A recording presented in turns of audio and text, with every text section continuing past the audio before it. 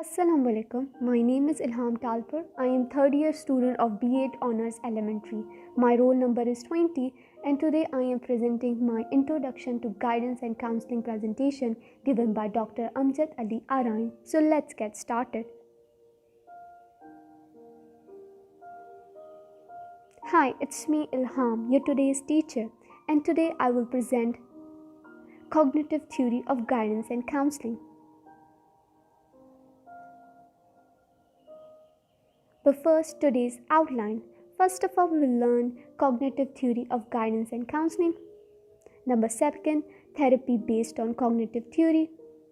Number third, practical application of therapy. And at the last, the summary. But before starting, let's meet my student Ali.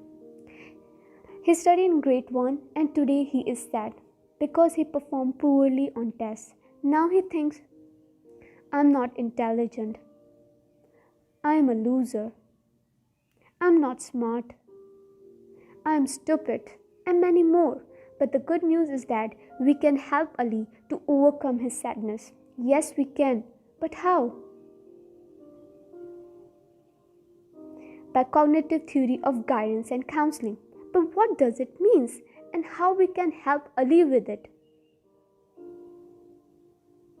To understand cognitive theory of guidance and counseling, let's compare it with behavior theory, which dominates psychology for many years. The behavior theory focuses on observable, external behavior. The behavior psychologists believe that it is the behavior which is learned through linkage or reward and punishment, whereas cognitive theory focuses on how the internal mind works to influence behavior. The cognitive psychologists believe that it is the mental process which decides the behavior, not the linkage or reward and punishment. Behavior model versus cognitive model. In behavior model, as you can see, there is stimulus in the environment that triggers the behavior. After that, there is a black box which we can't study because we can't see it. So after stimulus, there is a direct response. Whereas in the cognitive model, as you can see, there is a stimulus. There is also stimulus in the environment. After that stimulus, there is a mental process where we decide, where we think, where we generate thoughts, and after that we give response. This guidance and counseling theory believes that the people's thinking can change feelings and behaviors. So it is the thinking of the Ali which is affecting him. This theory focuses on present situation, not the past, and the distorted thinking means the misshaped and incorrect thinking. This counseling theory works to challenge their clients' faulty thinking patterns. So how we can apply cognitive theory of guidance and counseling to help Ali? Simple. By therapy. But by which therapy? By cognitive therapy. What does it mean? If we break it down, the name cognitive therapy gives us a pretty good idea of what does it mean. The cognitive part deals with our thinking or thoughts, whereas the therapy is basically the treatment of mental and emotional illness by talking about problems, which means by talking with clients, we can correct the distorted thinking. But how it was discovered? It all started in the 1960s. The psychiatrist Aaron Beck was working with his clients when he suddenly realized, oh, it was their thinking and thoughts that were causing their problems. So at the very beginning of sessions, the clients used to tell Mr. Beck that these sections will never work. I will never feel better again. So he concluded, these kinds of thinking cause their negative feeling and influence their behavior. He also said people were usually not conscious of, they don't know what they are thinking. Yet Beck found he could teach people to pay attention and hear them. And then he discovered he could teach them how to work with and change these thinking. And this is how cognitive therapy was born. We have to understand our mind is a thinking factory. Experts tell us that in single day about 60 to 80 hundred thoughts are generated in mind. It means it is a busy factory, interpreting, producing countless thoughts on things that happens and then react. Production in your thinking factory is divided into two types of thinking. Number first is positive thinking, in which we only think good, whereas there is the negative thinking, in which we only think bad.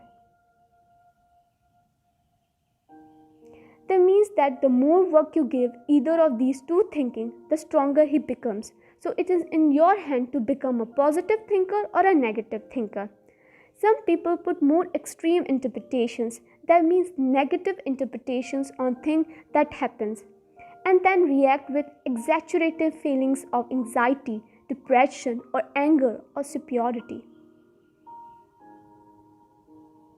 In cognitive therapy, there is 3 steps. Number first is the situation or stimulus.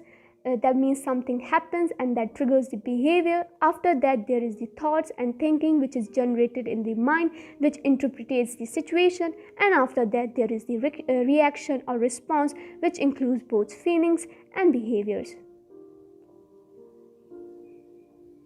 Let's understand the situation of Ali by comparing it with Ahmed. Both have same situation, both does poorly on tests. But Ali think I am a loser, whereas Ahmed think I need to work hard. This distorted thinking of Ali make him feel sad and he starts avoid learning. Whereas Ahmed feels fine and he worked more harder. So the teacher play as a guider and counselor and apply cognitive therapy to help Ali. So the first step is teacher could teach him to look more closely at the facts by asking, what is the evidence for and against your conclusion? Second step, Ali may come up with a long list of ways in which he has been competent in the past and may then confess, I guess I am not incompetent as I thought. He may also be encouraged to think of the reasons he did poorly on tests other than stupidity, and this may further temper his negative judgment.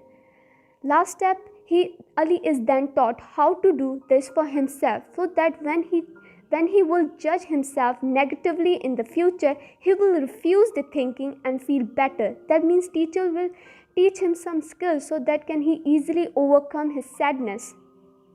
So in this way, the cognitive therapy made Ali more realistic and optimistic thinker. Now Ali is happy. And now Ali thinks, I am smart. Failure is a chance of learning. I am competent. I am not a loser.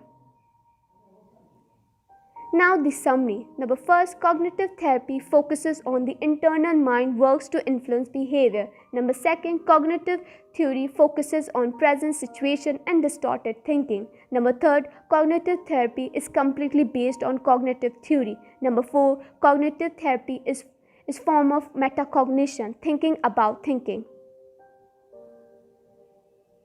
That's it. Thank you for watching.